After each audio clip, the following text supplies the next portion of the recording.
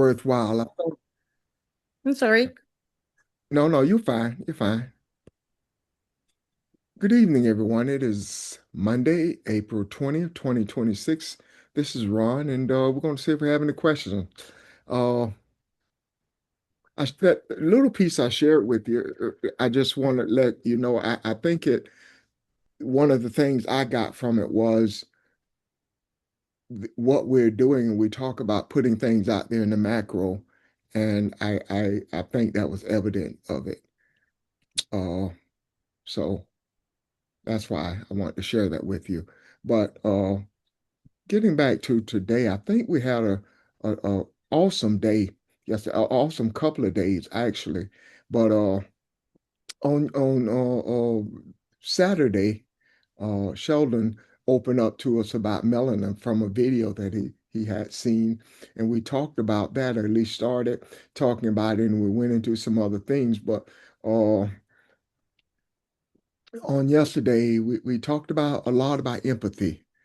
And to me, it got to be a really awesome discussion about where we are looking at love and empathy. Pastor made the statement that empathy was stronger than love, and we got into that a little bit and talked about, well, a lot actually.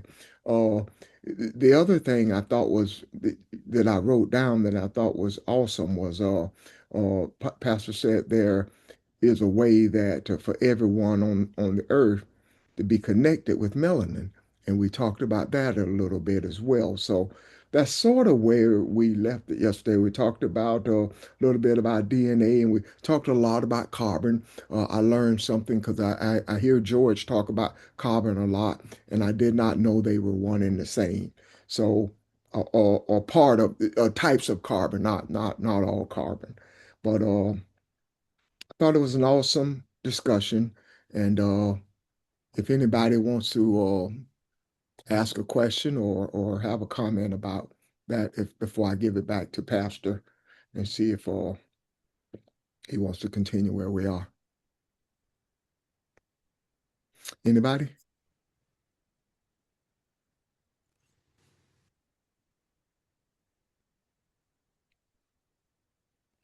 I um I was pretty much finished, Ron, with Okay. um with the empathy. Um I feel an urgency to do what we're doing. I feel a greater urgency to do it than I've ever experienced before. I want so deeply for all of us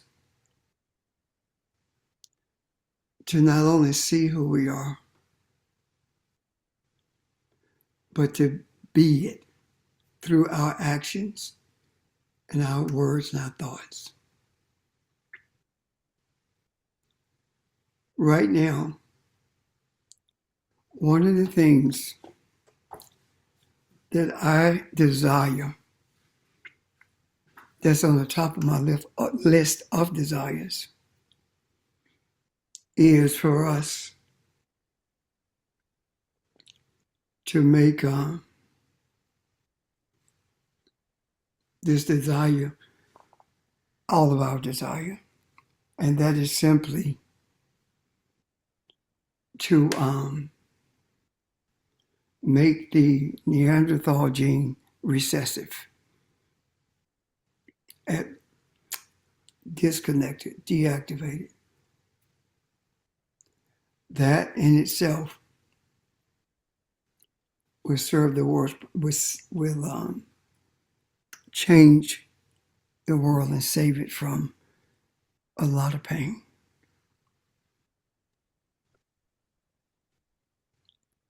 I have told you before how much hatred I once had in my heart in regards to Europeans. And the very people who I had that much hatred in my heart for are the people who I have deep love for. And there is nothing in me that desire anything for them other than empathy. Making empathy our primary desire for every person on the face of the earth. That is simply my desire.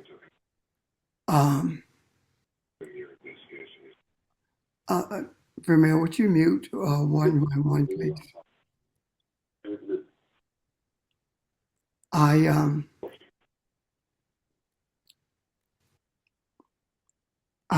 had no thoughts of talking about this.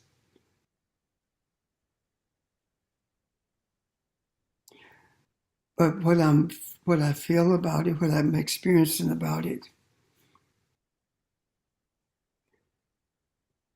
my heart is crying.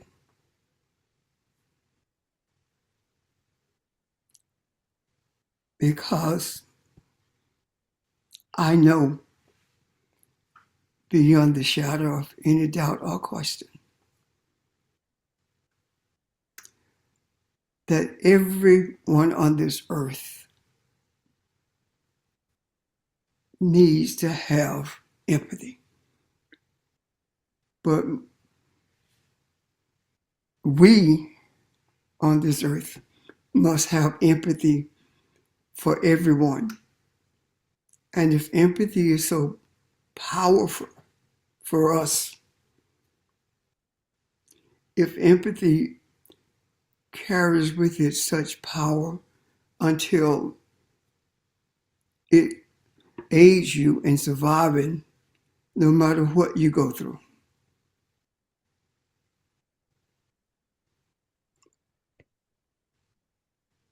I want to see that for everyone. I do not believe that we can have what we desire in terms of peace and balance and love and kindness and mercy without us who brought into existence humans, without us making sure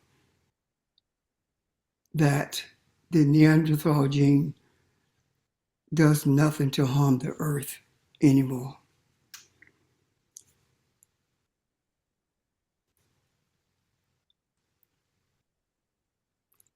Everyone deserves to have an experience with Mayat. Everyone deserves to know what it feels like when someone else hurts. Everyone needs to know what empathy really is. If we can have empathy for a murderer, because that person would not be a murderer if they were well aware of what they're doing. And empathy shows you what you're doing with the clarity. It may be afterwards, but you still feel something and desire to be different.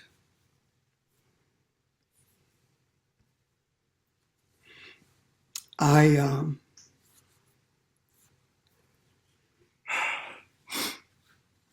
was speaking yesterday evening, I guess it was evening, with Kathy. She made a statement that stuck with me. And I don't know whether she want to expand it or not. However, I do know it's something that we mentioned but not given a lot of thought to. And that is We are God, and only the human mind, or the human mind can be traumatized.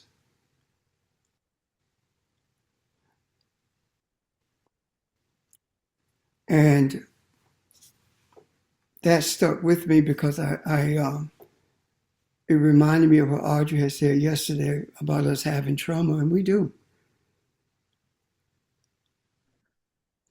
But we can free ourselves from that trauma by virtue of embracing the totality of who we are in terms of being who we were created to be, and that is divinity in the earth.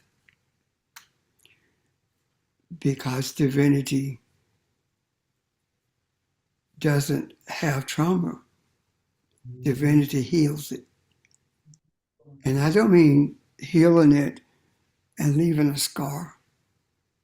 Divinity heals it to the point where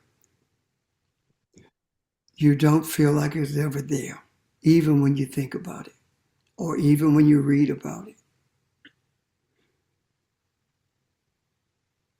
I have a book called Without Sanctuary. And in that book, there's a record of every lynching that the writer could find. The pictures of it, words describing the pictures and places. I have another book that's called The Delectable Negro. And it's about cannibalism, white people eating us. I have another book that talks about how evil and traumatizing that chattel slavery was and still is.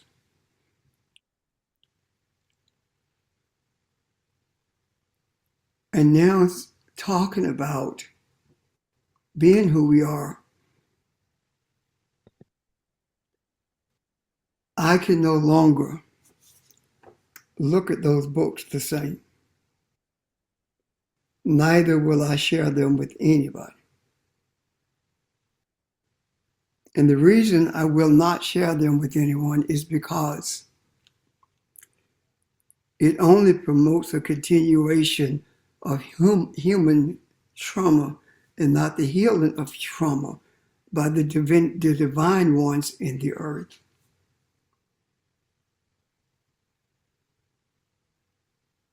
I am glad that the two ladies who mentioned that yesterday did so.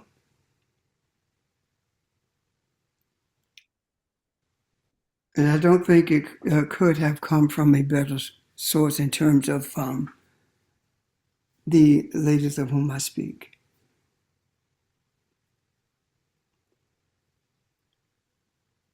Bringing it to where it is now in my heart takes me to a new place of residence, I guess. I don't know. Resonance, I guess. I don't know. But I do know this. I'm not the same person that I was when we got off yesterday. I know that we can do this. I know that we can release into the atmosphere light, the light of empathy. If we created the beings, if the beings came from the womb of the Babylonian woman, then that being has a spiritual gene in it for empathy. but it's been overridden by the Neanderthal gene. And we have the power to activate that spiritual gene for empathy. Just like the Neanderthal gene must be deactivated, must become recessive. That gene, that human gene, or that a spiritually human gene that we have followed in terms of, have been damaged by, rather, in terms of trauma, must also become recessive.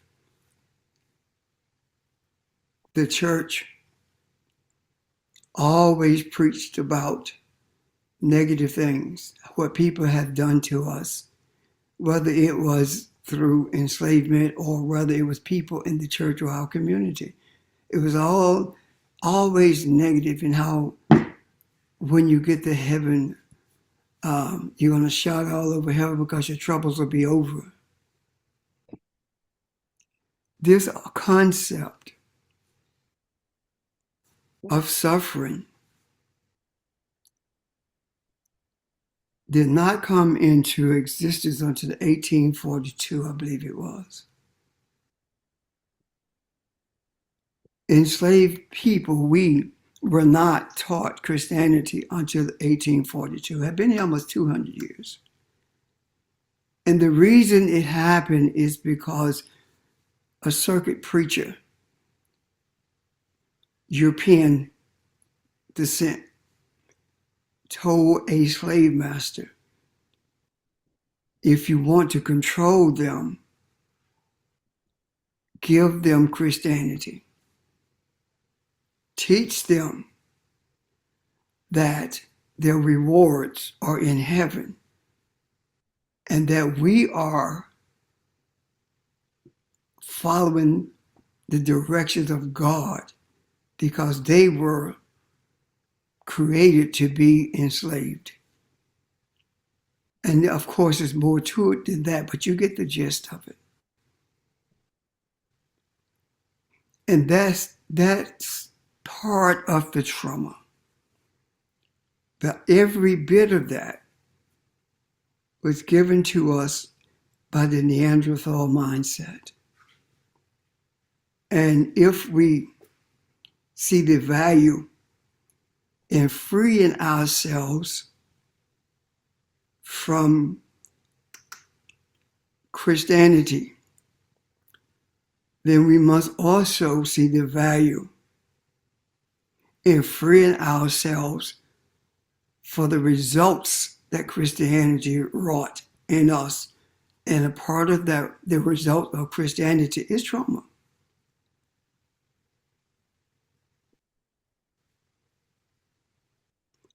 For us not to care whether or not Europeans are free from this Neanderthal gene, for us to feel that way is ungodly.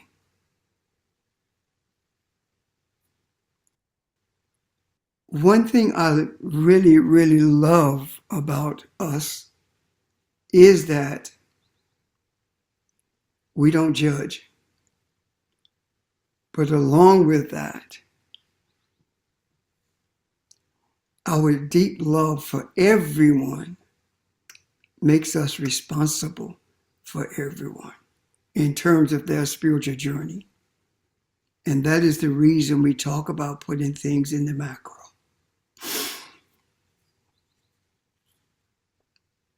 And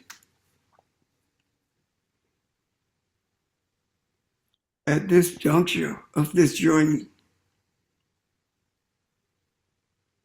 it is imperative that we free ourselves from everything that we received as a result of this Neanderthal mind. Everything that broke us, everything that damaged our emotions, everything that hurt so bad that I could grow up hating people to the point where I wish that all of them were dead and we had no problem helping to get rid of them.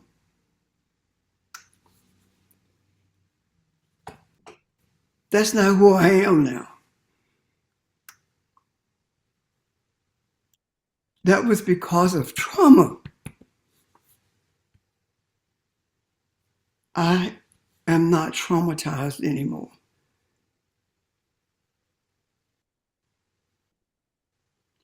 I love our children.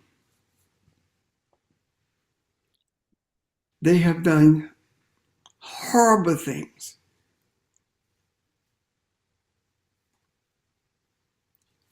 And one of the worst things they ever did was to manipulate us into forgetting who we were or who we are.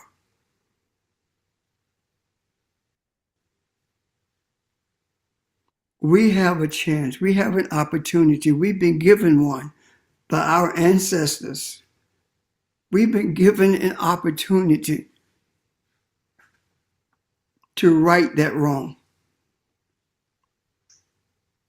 Our ancestors have guided us to a place where not only are we recognizing who we are, that we are divine, but everywhere you look on social media, the same message is being given about who we are. It matters not if everyone doesn't get it, it's okay. But it's not okay for us.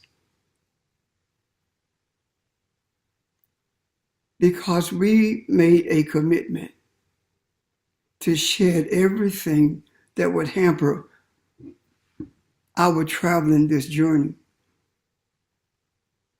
Anything that beset us, any roadblock that we ran into, we removed them. And now here we are. We are at the doorway of balance. We're at the threshold of balance. We are at the gate. And the gate, I know, is the gate through which we must travel in order to bring peace and harmony. And that gate is empathy. When the ancestors revealed that to me, it blew my mind. Because I have been taught and have taught others that there is nothing stronger than love. And all of us have taught that and been taught that, especially those of us who are teachers in the church. But to be shown that feeling the pain, walking in the shoes of someone else, like those 8 kids and 2 parents who were shot in Shreveport yesterday. It has shown us something. We want unicity with each other. We want all of us to be kind to each other. We want all of us to see that, yes, we are divine, but divinity does not seek revenge. Deliverance is who we are.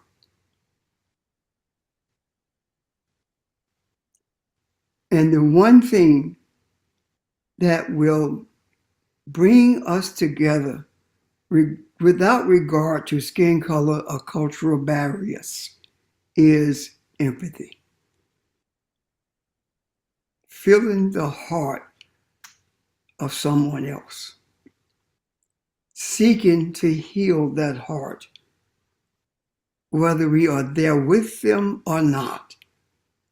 Because right now, as it was last night when I received an understanding of what happened in Shreveport, my heart ached for not only the children, the mothers of those children, not only for them, but also for the one who killed them. Why do I have empathy for him? What kind of pain, what kind of anger you must be having or experiencing for you to feel like it's okay to do something like that?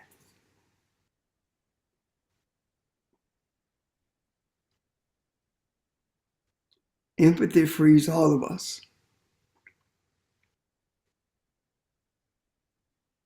I keep hearing something that I have not said in the last couple of days, and that is empathy is the last emotion that we must put into the macro in order for us to see the manifestation of peace. And this manifestation of peace, the end of Babylon, is going to be done in the twinkling of an eye. You've suffered enough. We've suffered enough. And the people who cause us to suffer as we have are suffering themselves, and they hate themselves. That's the only way you can do what you can do unto other people. We must make that a recessive gene. It's too destructive to allow it to fester in the earth. If there ever was a thing could be called a devil, a manipulator, an adversary, it is that gene. And I'm not talking about individual people. I'm talking about mindsets. And we have the authority. We have the power. We have the right and the obligation to flood this earth environment with empathy. We did it with love and our desires for things to change, and look where we are. Now it's time to close the door on all of it and walk in this new beginning that was presented to us yesterday. Walk knowing that melanin is not just for us to keep us alive, that we must plug into those who have that Neanderthal mindset, whether they be Europeans or whether they be Babylonians, because yes, indeed, we do have a European mindset. We must be the flow of energy that infuses the ones with the Neanderthal gene in order to change their mindset. I see us as being a substation or the power plant. And those who refuse to come to get the electricity, to get the energy, we send it to them. And as Audrey said yesterday, they have no power to resist it. My word's not hers, but that was the gist, I think, Audrey, what you were saying. Because we are the ones who are the life in the earth. And if we don't sustain it, it won't be sustained. We are not aliens who traveled from space. We are light who entered bodies in the earth. And nothing can extinguish our light, but our light will shine in dark places, places of chaos. Our light is what gives us wisdom, and that wisdom we share with humanity 3 days a week and in our conversations during the week.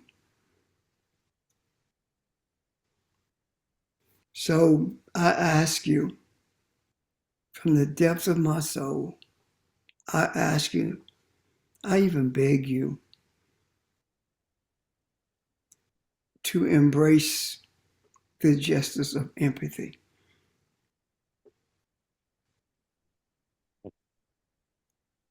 And let that also be your desire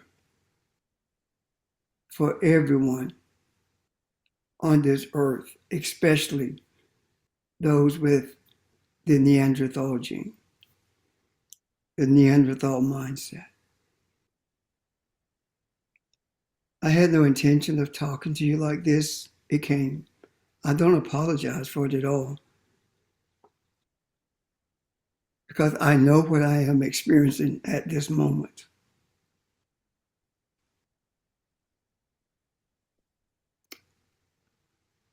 I hurt for change. If my life has to be removed from my body to bring about change, I will give it up in a second.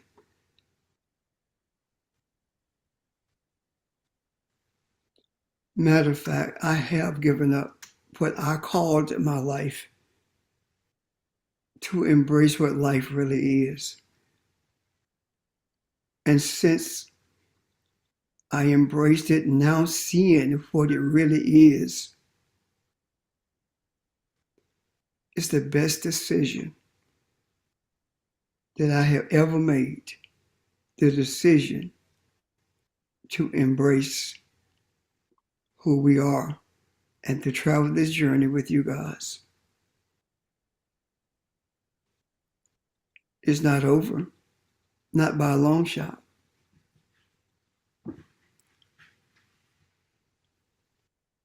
Our real task has just begun at this new beginning.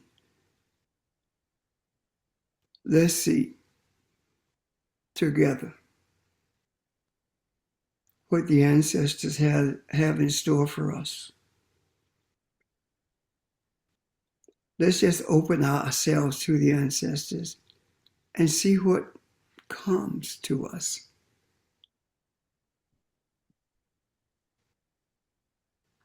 Those things that you thought you couldn't do, and you said to yourself, I need to know how to get this done. And all of a sudden it clicks, that's your ancestor guiding you. We are being guided by the ancestors when we don't even know it. So don't even try to go through steps to get there. That's not necessary. Just be.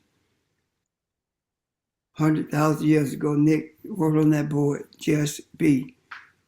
And it has never left us. Just be who you were created to be. And when you be who you were created to be, just be. Questions or comments?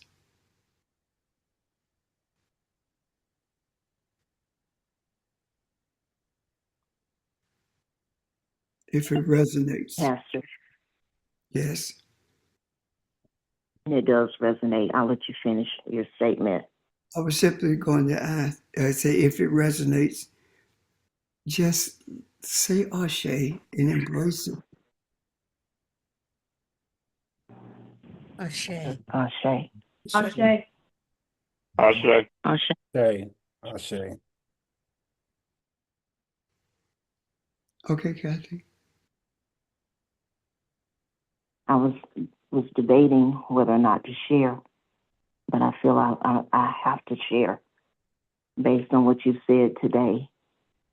I know I talked with you yesterday because I don't deny the trauma that's been encoded in our DNA and all that I know our ancestors have been through and all that we have been through. And I really wanted to understand that. So I have really been sitting with that since it came up yesterday. And since I made that comment to you, that it is only the human mind that will be traumatized. And in my meditation this morning, still reflecting and sitting with this thing called trauma, I actually completed like a deep dive and looking at what trauma really is. And I know it is a psychological and emotional response to an horrific event that overwhelms us. And as I was looking at it, the statement that jumped out at me in the definition of trauma, it says, trauma isn't about what happened. It is about how your mind and body respond to it. So as I was sitting with the cosmic beings this morning and seeking guidance from the ancestors, what they said to me was that, yes, our trauma has been encoded into your DNA.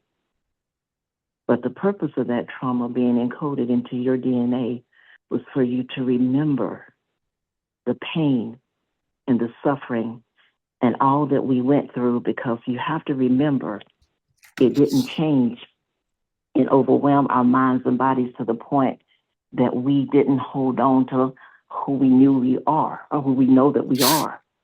It was covered over, but we never forgot. And that trauma serves as a reminder and a catalyst for you today to remember what I went through so that you can be who you are. At that point, just like I'm doing now, I teared up and I started crying, and I had to repent for all the times that I refused to walk as the God that I am, simply because I was hung up on the trauma and the pain and the suffering. And they said to me, I suffered for you so that you don't have to. Be who you are, walk in who you are. Don't let them change who you are. Let this be the catalyst that catapults you into standing in, being who you are and knowing who you are and moving with the empathy, the love, and the kindness and the compassion that you are to bring about the change that is necessary. And I have been in a place of repentance all day for all the times I've denied who I know I am. I trust what we're being taught. I know it's real. And every time I find a reason not to walk in it, I'm now reminded of what's encoded in my DNA, the trauma that someone suffered for me to be who I am. And I don't take that lightly. And I can no longer sit back and find reasons not to walk in this because of what was done for me to be able to be who we are today. And I just wanted to share that. And so at the core of all of this, my heart and my mind, what has been done to the body doesn't matter. My mind has not changed. My mind has been set free, and I have a mindset of I am. I have a mindset of I am a Kabbalah. I have a mindset of I am a cosmic consciousness. That's who I am. And I have to hold on to that and not be shaken by what somebody says or does today or how they are behaving. The question at the end of the day is, how are you behaving? Because the sacrifices that were made for you and the trauma that was endured for you is for you to walk in power and in freedom and knowing who you are. And that's what I received today, and I just wanted to share that. So thank you. Thank you for sharing. Thank you.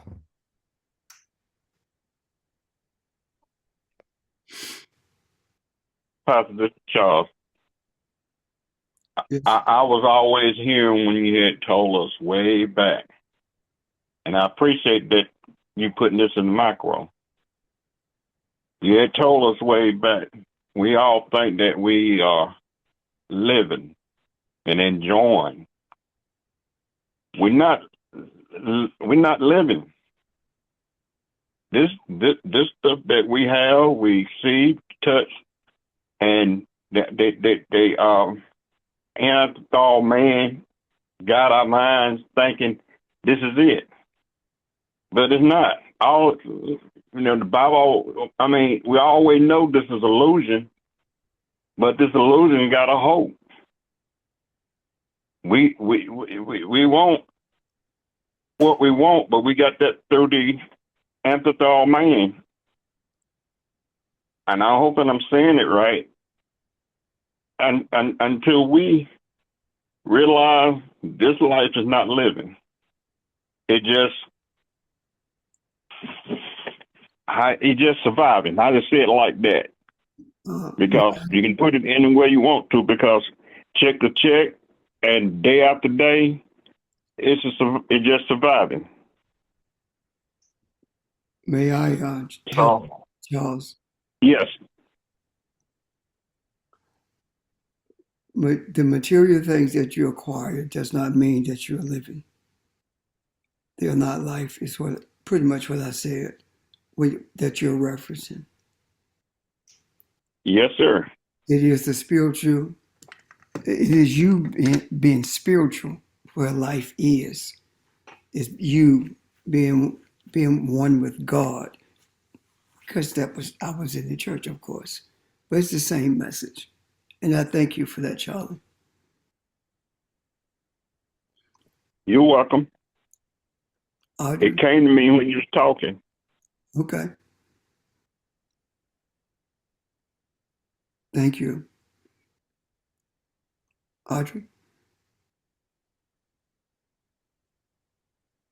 I want to say thank you to Kathy because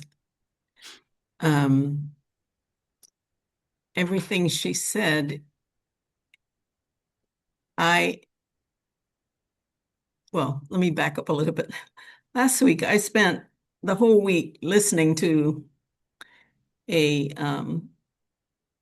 online a summit, and the summit was called a trauma-free childhood. And there were lots of speakers all talking about trauma and how it affects you. And Kathy's absolutely right.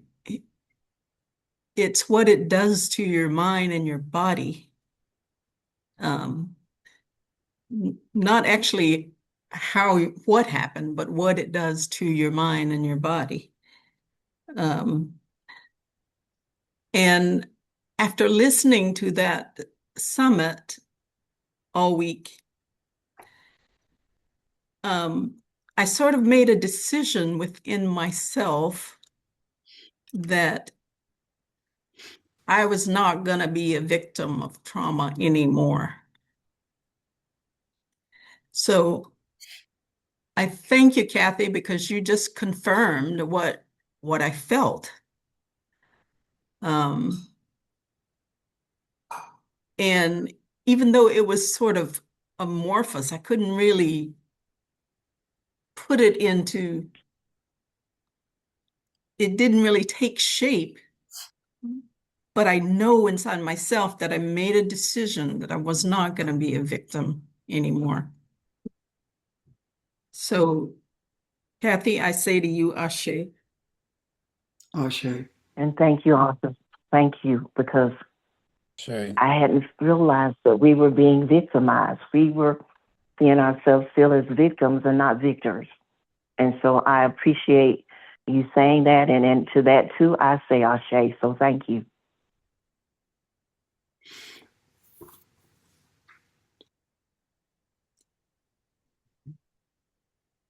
African women are Cabelonian females. When people go into space, they have a physical before they go. And I was listening at people talk about this. and they have a physical after they get back. In the beginning, when men went into space, it was Caucasian men. And when they got back from space and went through their physical, they found that being in zero gravity, the hip was pulled away, had space between it. And when they sent Caucasian females up, of course, the same process, what they found was that zero gravity, it was not as prominent as it was in males, the space between the joints in the hip. And when they sent a Cabelonian man up, it was even less than the space of the Caucasian female. And when they sent a Cabelonian woman up, there was zero space between her joints. Her body did not change at all. And what they concluded from that is the strongest, as they put it now, the strongest human on earth is a black female. And they concluded that based upon the physiology. And we understand it both physiologically, but also, more importantly, spiritually. Why did I say that to you? I will never, ever, as long as I have breath, stop reminding us that the strongest entity on the face of this earth is a Cabelonian female. And I honor you for your strength. And I'm not talking about brute strength. I'm talking about your strength, your power, your essence, your ability to take complex things and make them simple, your intuition, your ingenuity, your endurance, your willingness to take the brunt of whatever it is to ensure that we continue to be who we are, even when we don't know who we are. I cannot express to you how gracious and grateful I am from our Creator for granting me the privilege to be birthed from in a Cabelonian womb. A womb that's both spiritual and physical. A womb out of which every single human, every single being on this earth who calls itself human exited. That power, that the melanin in that zygote that brought us to where we are.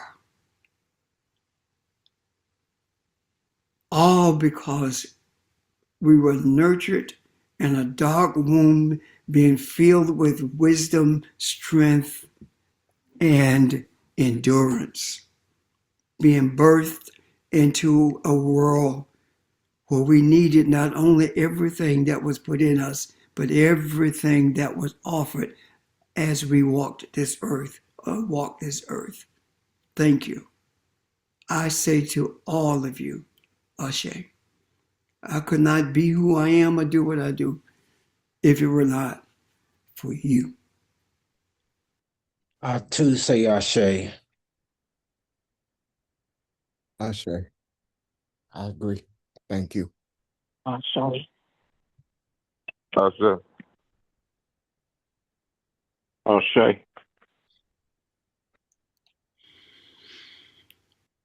Ron?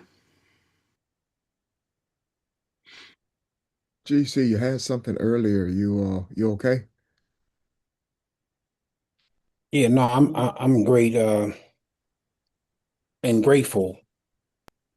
I just want to, say to what has been said earlier. You mentioned about again beginning pastor, and I time traveled to a Kabbalah, and as you mentioned about desire, is being able to appreciate the Kabbalonian priest and priestesses who spoke with the Neanderthal to understand the philosophies in terms of what was created in the essence of a Kabbalah and the teachings. And I know we talked, about the civilization, the first civilization that ever existed, how agriculture, how that whole process of being able to understand the mysteries. And I'm thinking about how our ancestors were able to have empathy for the Neanderthal to be able to, again, just share the empathy in terms of their ability to want to understand another person's experiences and emotions. But as we look at it in the now, having that same opportunity to have empathy for others, how do we appreciate, the opportunity to tap into the wisdom of sharing the Mayatian principles or being able to appreciate what the the Kabylonians in terms of what was written in the hieroglyphics. And I guess what I'm saying is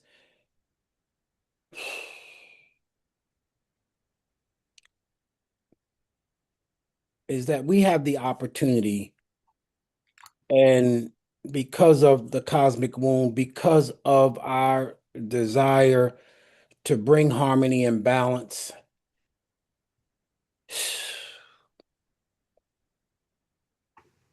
oh, it's just, again, a sense of gratitude to be able to give thought to when they said Kepera Tepsepi. Now, let me just take a moment now because I just want to try to make sure I can express my inner thoughts and my spirit. When it talks about Kepera, it talks about the process of becoming, the process of becoming. I know we talked about it before, but when it talks about Kepra Tepsepi, it talks about the process of coming for the first time. And what I'm hearing, when you mentioned earlier, Pastor, about beginning, we have the opportunity, or is this the beginning now that we can be able to put out in the macro in terms of bringing that harmony to humanity? And I think that there's that opportunity for us that as we begin to understand the origin, as we've talked about, what does that mean for me? What does that mean for us now in terms of being able to put it out there in the macro for the first time in the way that we have the opportunity to versus the priestesses and the priest of Kabbalah? I don't know if that resonates, but I think it's again being able to appreciate that foundation. And I believe we have that opportunity now. I'm done. Thank you, George. When you mentioned mentioned beginning,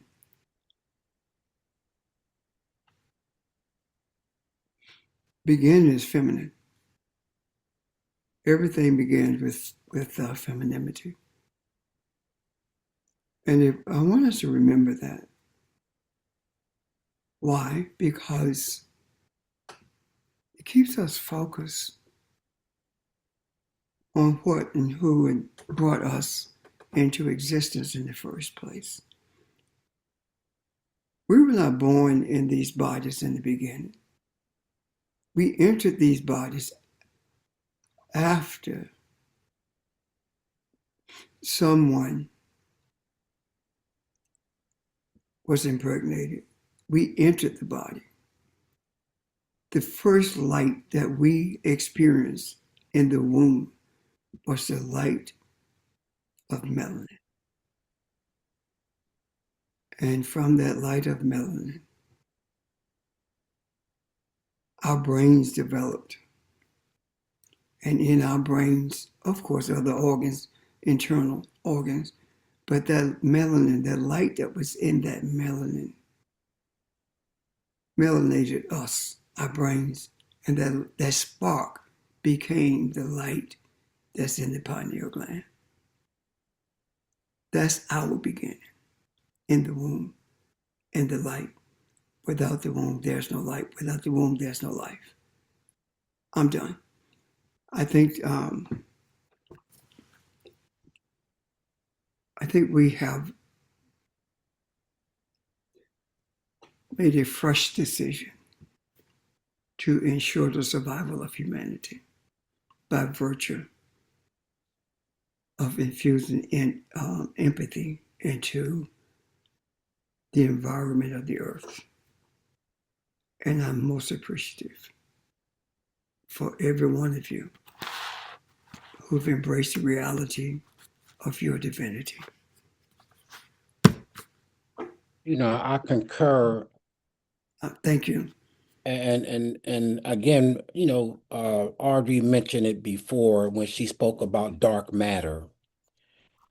And in terms of dark matter and realizing darkness as sometimes as being portrayed as evil or being looked at to be bad, but when we can appreciate the cosmic womb, when we can appreciate dark matter, we can appreciate the G spot. You know what I mean? In the material sense, in terms of the body, but looking at it also spiritually in terms of the pineal gland. That's the birthing in terms of being able to appreciate that there's light in darkness. And so in that womb is light. And again, I see it more vividly with regards to how to continue to evolve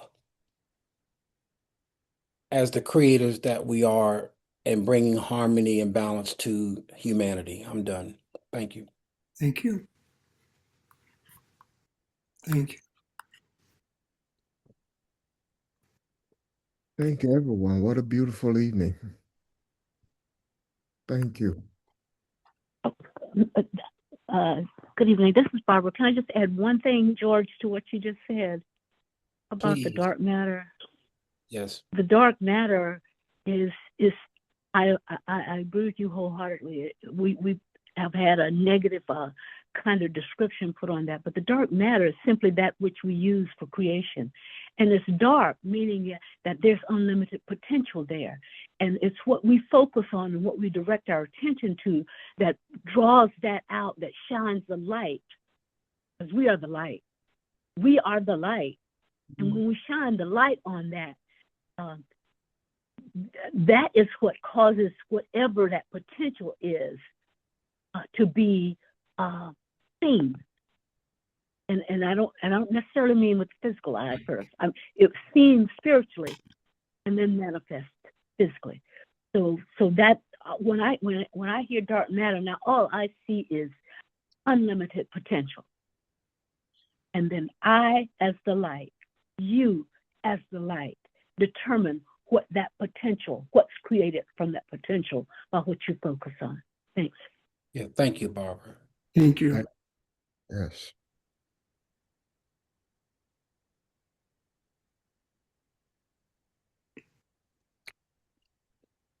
Hello, everyone.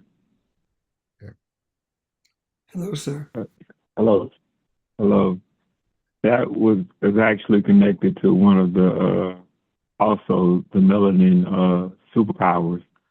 In terms of it being the ultimate survivor, what George and Barbara was just talking about, and it talks about how in Kabbalah and cosmological traditions, darkness or blackness is not seen as empty or evil. It is the fertile void. It is the color of the deep earth and the primordial womb of creation. A melanated body is seen as a physical walking mirror of the sacred void. And that's related to the primordial void. And then as it relates to the Akashic records we talked about in the past, because melanin survives through deep time, is viewed as the biological storage drive for ancestral memory as well. Suggests that cells absorb cosmic data constantly as it relates to melanin in our body, and it being a conduit. Melanin is the substance that holds that cellular comprehension. It is the unbroken tether connecting us to Earth's ancient memory, the ancestral spirits, and the macro dark matter of the universe. I'll finish. Thank you. Yeah, thank you. Any questions about that? Comments?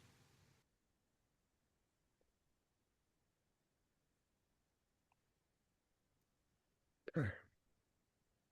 Thank you guys. Again, awesome evening, and thank you for your energy. Thank you for your wisdom. And I think we have a lot to ponder, and I already can't wait till we come together again and see how everybody's week and everybody's thoughts have gone. So thanks again. Take care. Love you. Hope you have a great week. Thank you. Thank you guys for your presence, your energy, everything. Take care, Bye. family. Take care. Have a good week. Thank you, Thank everyone. you, everyone. Great week. Bye. Thank you, everyone. Thank you. All right, sir.